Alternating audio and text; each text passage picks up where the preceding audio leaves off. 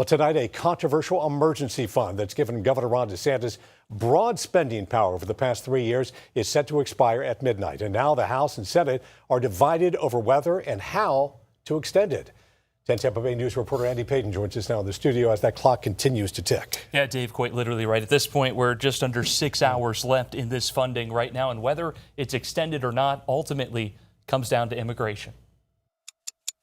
Tonight, the clock is running out on the state's Emergency Preparedness and Response Fund set to expire at midnight.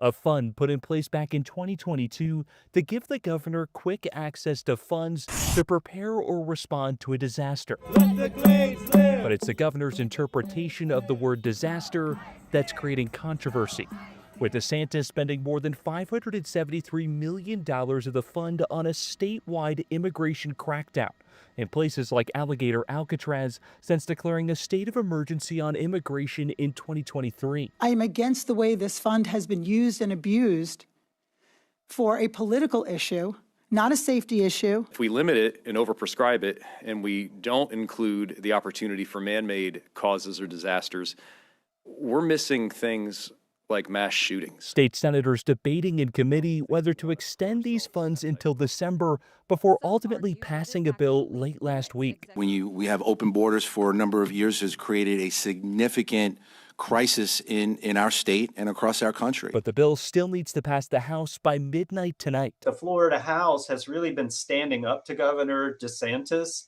in the last year. Something UCF political science professor Aubrey Jewett says would take a miracle. What is this going to mean for the state's immigration response come tomorrow? Theoretically, no money can be expended without the permission of the legislature, but there probably are at least some ways around that. I will bet that the governor will just keep doing it and dare the legislature to stop him, to sue him, or whatever.